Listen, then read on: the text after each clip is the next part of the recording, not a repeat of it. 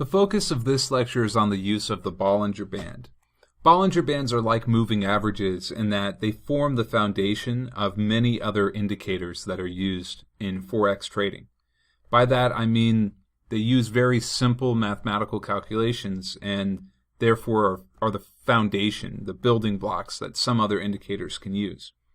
We're going to start off by just adding Bollinger Bands to our chart.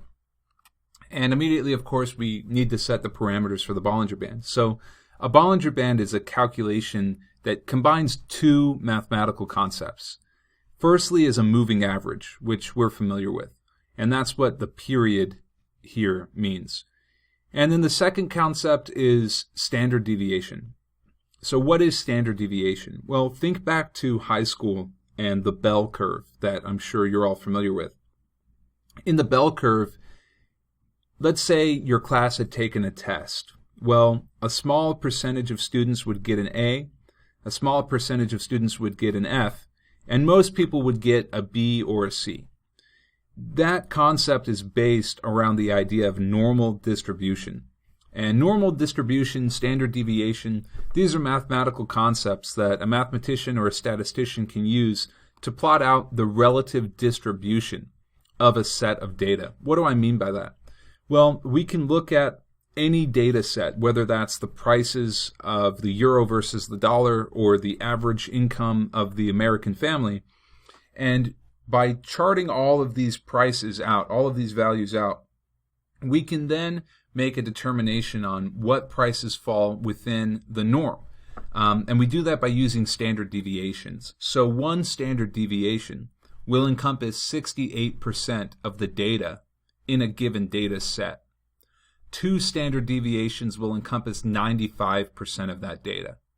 And three standard deviations, about 99% of all the data in any given data set, will fall within the third standard deviation.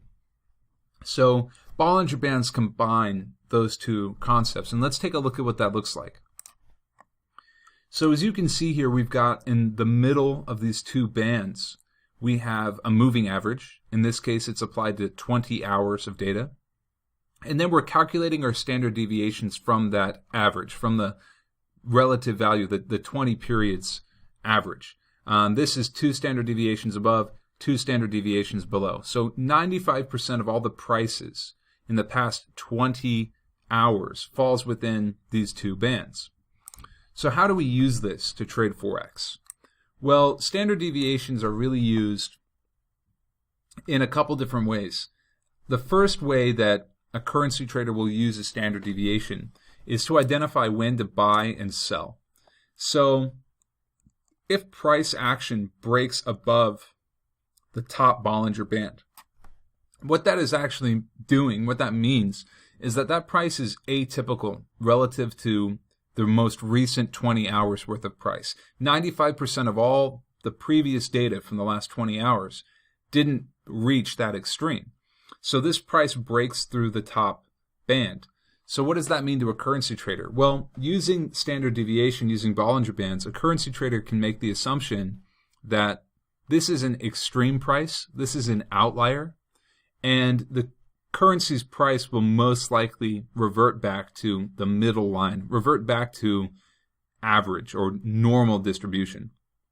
So what a currency trader would do is if price action broke above the top Bollinger Band, they would sell to the middle line.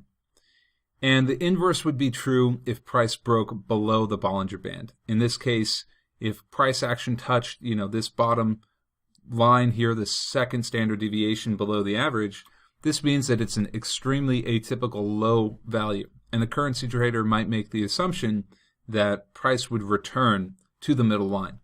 Now, of course, as you can see from this chart that we have up here, these both would have been relatively bad decisions if we had followed that rule. So that's why it's very important that we use a statistically more significant period of data. And what I just did was I changed the period of our moving average to 100. So instead of a 20 period moving average, now we have a 100 period moving average we're using to do these calculations. And as you can see, the concept that we just talked about of selling when price reaches the top Bollinger Band. And it's not just reaches. We want to do it when price breaks through the top Bollinger Band, meaning that these are extremely atypical prices. If we sold here, we actually would have been able to capture about 50 pips of movement. And the inverse, of course, would be when price reaches the bottom band. If we had bought here, assuming it would return to the middle line and close the trade at that middle point, we would have captured 37 pips of movement. So this is the main way that a currency trader will use a Bollinger Band, is just to plot out what has currency price done recently, where do the prices currently fall within that distribution? Are they extreme, are they atypical, or are they completely normal? And by identifying these areas of extreme atypicality in the market, then a currency trader can make a decision that maybe this is an overbought or an oversold level, and that could be a good place for me to get in.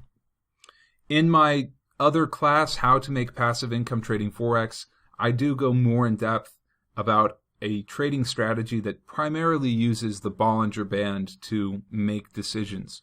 And that's actually an expert advisor, so I kind of go through how that expert advisor works. So if that's something you're interested in, that's available in my class, How to Make Passive Income Trading Forex.